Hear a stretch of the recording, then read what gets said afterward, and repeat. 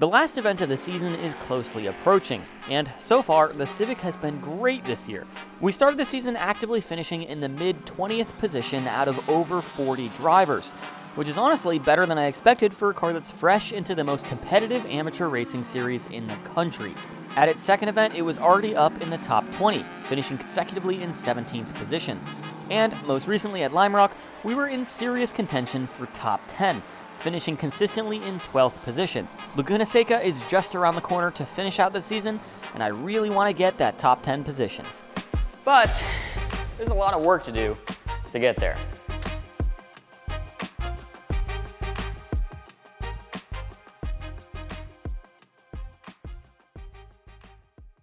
There's a few reasons that my Civic is taken apart currently. Firstly, I was breaking axles left and right at Lime Rock. And secondly, I need to make the car faster still. I know what's wrong with it. Ain't got no engine in it. Well, yeah, we also pulled the motor and transmission out for a couple of reasons, but primarily because I wanted to take the transmission out and it was just easier to pull everything. The transmission was built about 2 years ago, so I wanted to have it looked over and made sure everything was healthy, but also I wanted to make sure that the diff wasn't acting up, and that might be why the axles were breaking. So we took the transmission to TRE to have it rebuilt, just looked over basically, and we changed a couple of synchros out that were getting a little bit worn, but other than that, we have a clean bill of health on the transmission, so we can put that back together. But also, another reason we pulled the motor was because the rear motor mount is actually cracked all the way through. So the rear part of the engine was sagging a little bit, which could cause a little bit of an axle angle difference, and that could potentially cause axles to fail. Now, Hasport knows about this, and they have since then revised this product, and it is a much stronger setup now. And also, this really only happens in extreme cases where, I don't know, you track your car for 3 years. So not at all surprising. I'm also running the softest durometer rubber, which is, I think it's a 62A durometer rubber, which is pretty soft, because originally when I did this K-swap, I was thinking street car. How funny that was. So we're gonna replace this rubber with a little bit of thicker rubber. I think it's a 70A durometer. We're taking it up one step. Hopefully that fixes a little bit of axle angle issue and prevents us from breaking more axles. Well, there was that. You destroyed it.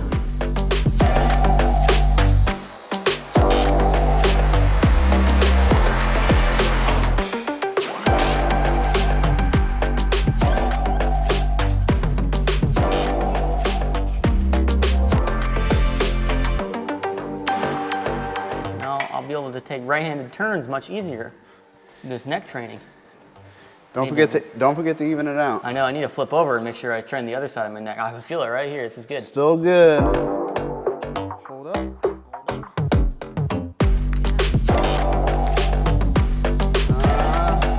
Max height maybe? That is max height. All right, now that we have the engine mounted in the car, it's time to get working on some upgrades. Now, obviously, there's not much that you can do in this class as far as upgrades are concerned. It is pretty restricted. It's a 12.5 to 1 horsepower power to weight ratio. Here's the conversion for those of you that are not in the States. We can't really do much with that. But what we can do are other things, obviously, small things, they're all minor, but that's all we need. We need to shave off 1 or 2/10 of a second per lap in order to get this car into a top 10 position. The field is that close, which means if we make very small changes, that might be all we need to get up there into that top 10 position. One of those small changes that I want to make is by making this car lighter. I know that Ben is going the heavy route with his MR2, but I think if I make this car lighter, that might be a better method. We'll find out. I think the reason for that is because of the tire width to weight ratio. I am limited to a 245 width average tire. I have a 265 in the front and a 225 in the rear, which averages 245. That is what tire width I am limited to for the weight category that this car is in. However, there's no lower weight threshold for that tire width, meaning if I could make this car weigh 1 pound, I would still be allowed to run that same tire width. We know this recipe works because one of the other competitors in the field that's a front runner is running a very similar car to what I have. He has a front wheel drive Honda Civic with a K-Series, but he's 100 pounds lighter than I am. He's also making less horsepower, obviously, but that means he has a better tire width to weight ratio. So that's the route that I want to take, and that's by shaving more weight off the car. So I think we can take that weight off of the interior. There is a lot of weight reduction potential in the interior of this car, one of which is the carpet. I don't need to have carpet anymore. That was a class rule for Club TR. I can also remove the passenger seat and seat belts, which is a good amount of weight, and I can remove the heater core and blower motor and all of that stuff underneath the dash, which would be quite convenient because that'll give me more room for the ECU and wiring and everything to tick up there. I will have to probably replace that with an electric defrost of some sort, just to make sure that I have a way to defrost the front windshield. Obviously you want that even in a race car, but heater cores are quite heavy because they're filled with coolant, and that'll also simplify the engine bay. I won't have to run heater core lines to the engine. So it's a win-win, and we will see how much weight we can shave off by stripping out the interior.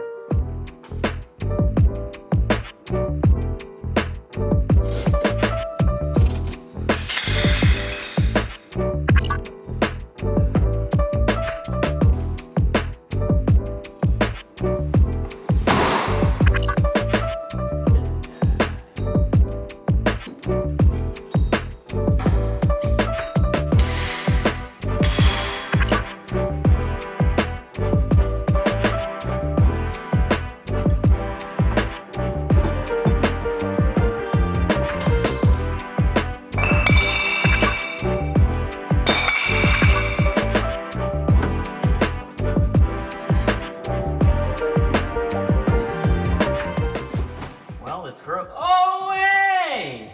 What do we got? I was wondering where that went. My wife's Honda Civic key. How in the world did it get there? How did it get under the carpet of my race car?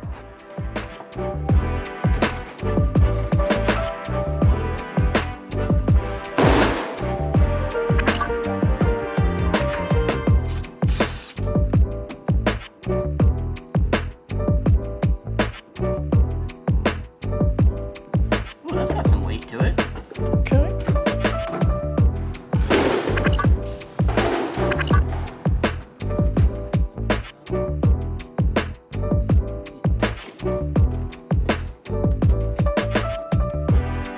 I feel like you just caught a big fish or something. Cutting out close to 100 pounds in the Civic is going to be a huge improvement to my tire to weight ratio. Hopefully this weight reduction will help me sneak into the top 10 at Laguna Seca and continue to develop this car into a GLTC frontrunner. In order to continue to climb, I have to figure out what's going on with my axles. Well, it's no secret that I have an axle problem. My Honda Civic does not seem to like any axle that I give it. Previously, I was on 32mm axles, and I was braking the inboard side, which is the joint that's closest to the transmission. I broke a shaft clean off, and I also broke the inside of one of those joints. So I decided, okay, let's upgrade, change the hubs out for the bigger hubs, and run 36mm axles, which is what I'm running now. And these axles, I thought, surely I would have no problems. That was until Lime Rock, when I went through 2 axles. But this time it was on the outboard side. My understanding is the reason for this is because of heat. The brakes are generating a lot of heat, and that heat transfers into the axle, which then will melt the axle grease, or basically liquefy it a little bit until the axle grease is no longer serving its purpose of lubrication, and then, well, the axle's gonna fail. So, my solution to this, I have 3 things that I'm gonna do to help prevent this from happening next time. And the first thing that I'm gonna do is that I'm gonna run Valvoline high temp grease. I think Valvoline will have a much better tolerance against the heat and should hopefully not break down as quickly. Secondly, I'm gonna run little WD-40 straws in between the boot and the axle. Now, that might sound kind of weird, but I think it's pretty clear now that I need to ventilate my axle boots. So I'm gonna do that with little WD-40 straws, but also I'm gonna run OEM axles, which is quite a difficult feat because they don't make them anymore. But I have some here, and we're gonna rebuild them, put new boots on it, obviously, put new grease in it, and put those little WD-40 straws in it. We have 2 different axles from 2 different cars because we have to run the exact right axle length. That is very important. So we have the driver's side here, which is a 2002 to 2006 Acura RSX Type S, and the passenger side is a 2006 to 2011 Civic Si. So we're gonna rebuild these now. We're gonna put on some new OEM Honda axle boots. We're gonna put little WD-40 straws in here, and we're gonna use some nice new high temp axle grease. And hopefully the combination of all these things will solve my axle problems.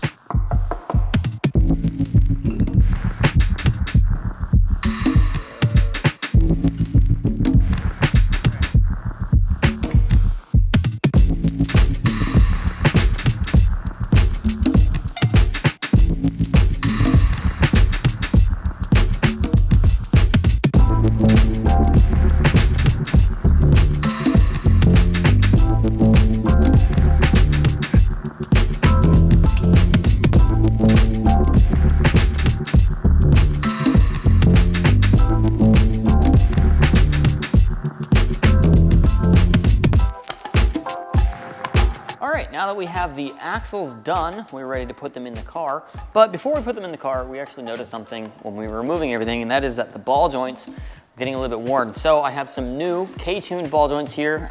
These are the extended ball joints, and we are gonna replace them with the same thing that I've been running because it's been doing really well. They're a little bit taller than your normal ball joint because that corrects for the roll center of the car being lowered. So we'll have to knock out the old ones and put some of these new ones in, and then we can put the axles in, and then we can put the suspension in.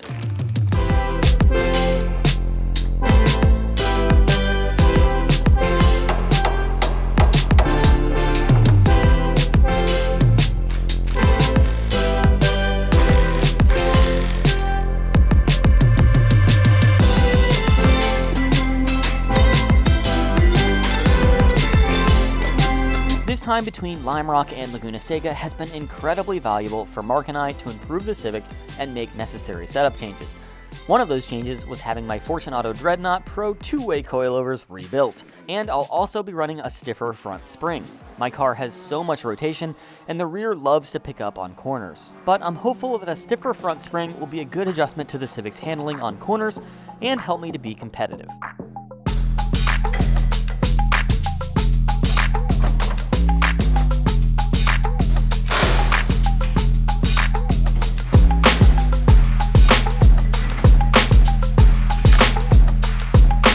With the suspension installed, we can finally take the Civic off the jack stands, and I don't have to worry about being crushed by 2,405.6 pounds. With Mark and I's safety in check, it's time to make one last improvement, switching out the shifter. This shifter has been in the car for approximately 3 years, and it's a great shifter.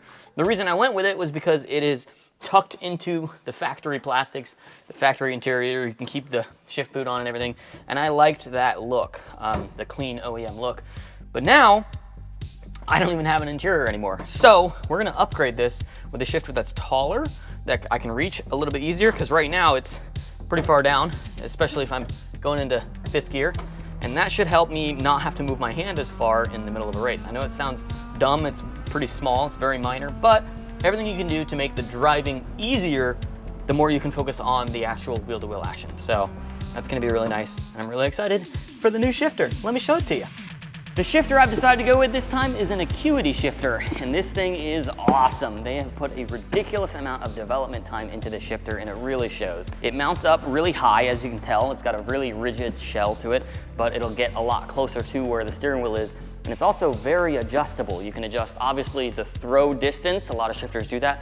This will let you also adjust the gate spacing and obviously the shift knob height. So that's really nice. It also has a really stiff centering action, which is also really nice. Make sure that you don't have any missed shifts. And we're gonna run it with a 10th gen Civic cable setup. This is actually from a Type R, so like a 2017 FK8 Civic Type R. We have these cables because these will last a lot longer. Historically, I've been changing my cables out every year just because they're kind of a wear item. But hopefully these will last a little bit longer than that. And Acuity makes the adapter bracket for that, so I can run it on my 8th gen Civic transmission. And obviously, we got a new shift knob as well.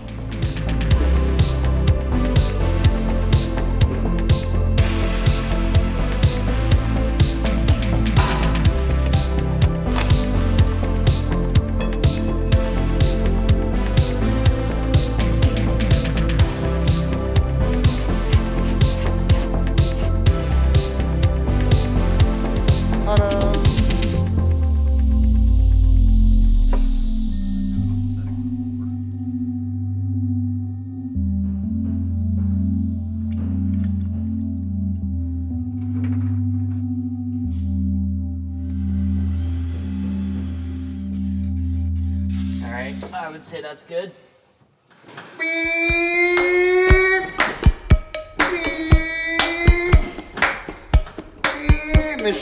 All right, the next improvement that we're gonna make to the Civic is actually removing the front splitter.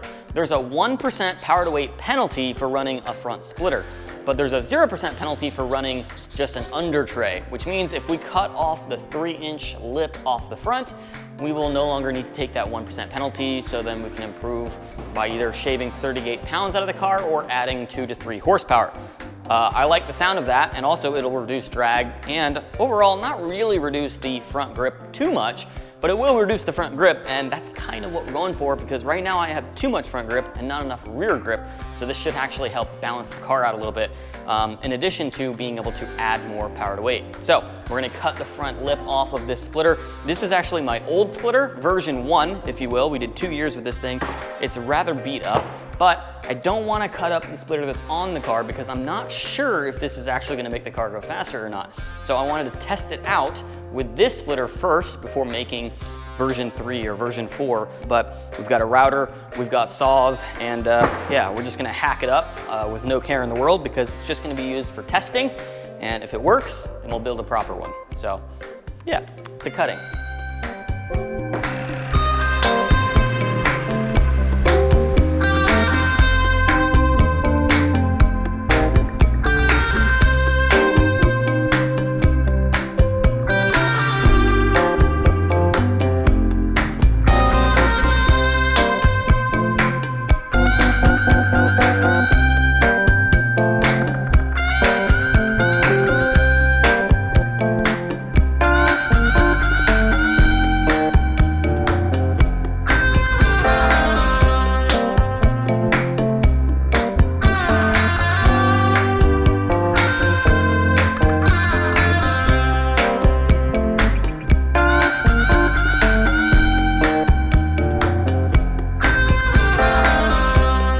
Now that all of the modifications are complete, there's one more thing that we need to do before driving 40 hours to race at Laguna Seca. Test it out at the track.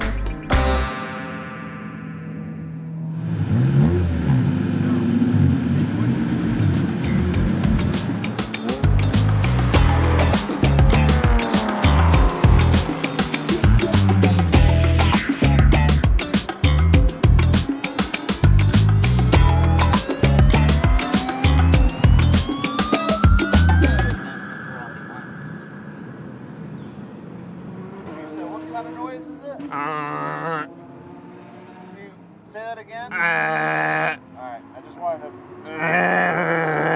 So the car is like grinding when I turn the wheel to the right, which is kind of a new problem. I'm not really sure what that is. It goes, kind of like vibrates the wheel, but not like a pulsating vibration, like if a wheel is out of balance or an axle is out of balance. That would be kind of like a pulsing vibration. This is just kind of a constant vibration. So I'm not really sure what that is. We continue to diagnose, but there's no clear resolvable issues. Our best guess is that the new axle lengths are not correct. There's almost no play. Thankfully, I don't live too far from VIR, so I went home to get my spares. All right, well, we unfortunately wasted a lot of the day driving home to pick up more of my spare axles. I have 7 spare axles with me now, so between just mixing them together, we've found that the RSX Type S axle set is actually the one we need. Just swapping the inner joints because the passenger side is actually shorter than the driver's side, and we need a shorter driver's side. So swap the hubs over to shorten that driver's side by about 1 inch, and I'm pretty sure that's gonna solve our issues. But we'll find out. Mark's putting the axle in now, and if it doesn't solve our issues, we have a plethora of axles to choose from for our next option. But the day is getting a little bit later, and there's not many sessions left, unfortunately, so I'm gonna get my suit on and go out and see if this fixes it.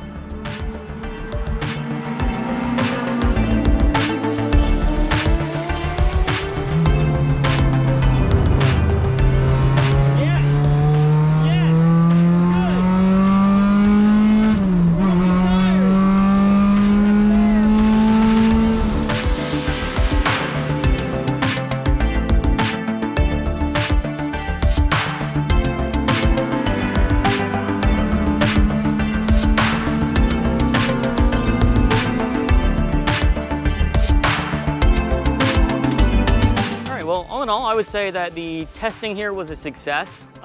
Started off as a failure for sure, but that's why we test. So if we didn't come here to test the axles, we wouldn't have found out that they are the wrong length. We would have been screwed because we would have gone all the way to Laguna Seca, and then we wouldn't have had spare axles.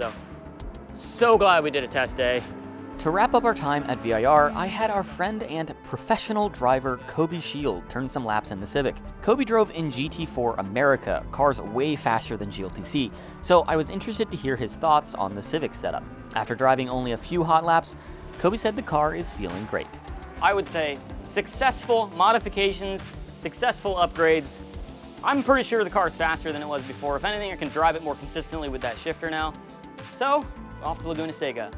But until then, make sure you're subscribed, comment, like the video, give us all the algorithm stuff, and you're not gonna wanna miss us going to Laguna Seca.